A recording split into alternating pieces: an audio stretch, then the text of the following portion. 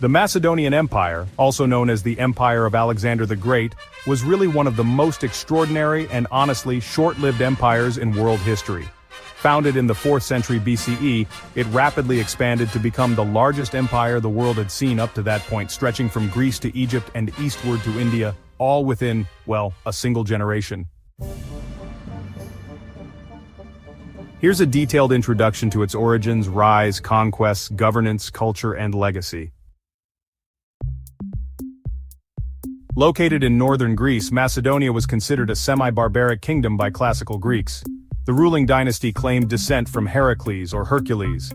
Macedonians spoke a Greek dialect and shared religious practices with the southern Greek city-states. Until the 4th century BCE, Macedonia was relatively minor in regional politics. Father of Alexander the Great.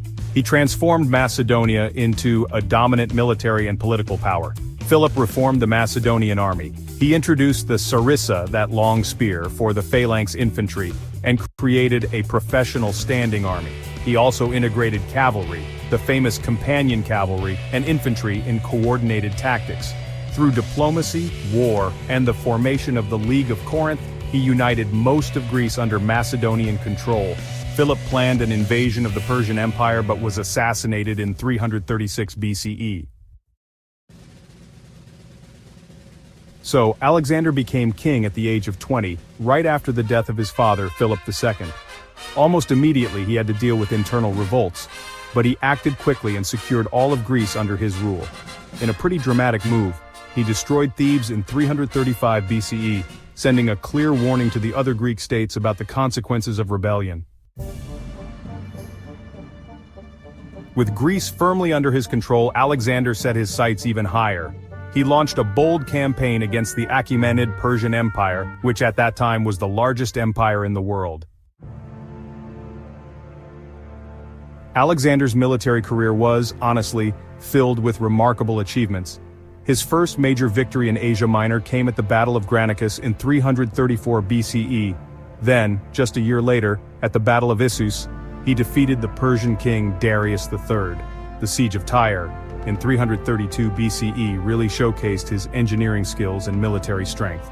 That same year he conquered Egypt, founded the city of Alexandria, and was even declared the son of Zeus Ammon.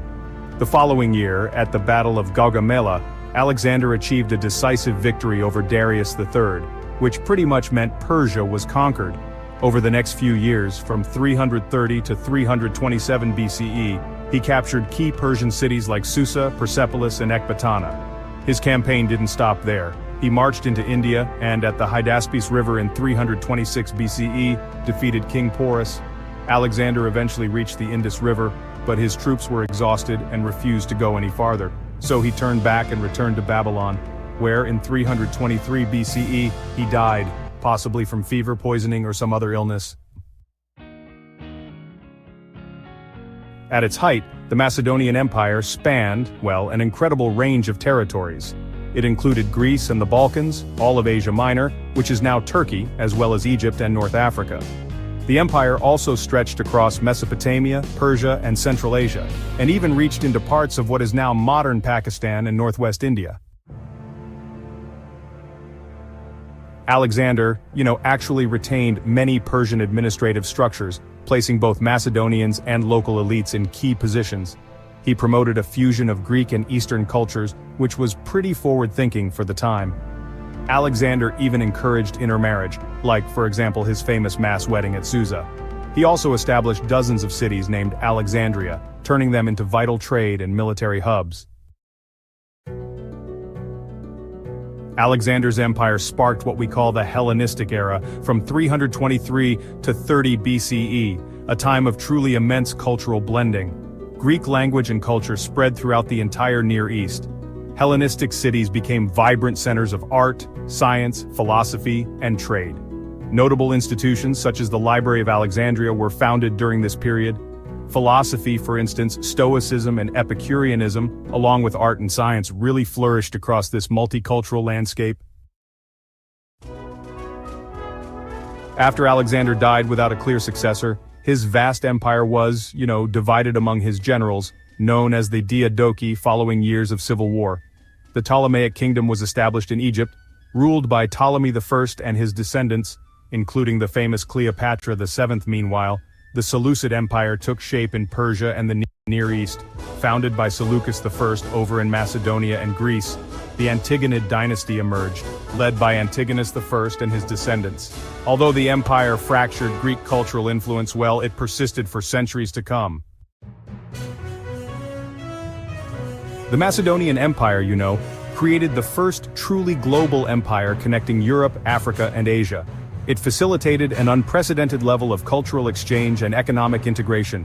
This vast achievement inspired future conquerors like Julius Caesar, Napoleon, and many others. And of course, it helped shape the Hellenistic civilization, which in turn went on to influence Rome and Western civilization as a whole.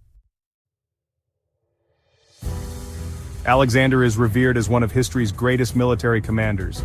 He became a legendary figure across so many cultures, Greek, Persian, Islamic, and others. Often, he's seen as the very embodiment of ambition, heroism, and, honestly, tragedy. Among the many cities he founded, Alexandria in Egypt is the most famous, eventually becoming a major intellectual center. Then there's Alexandria Eskate, or Alexandria the Farthest, in what is now Tajikistan. And let's not forget Alexandria in Arakosia, which is present-day Kandahar, Afghanistan.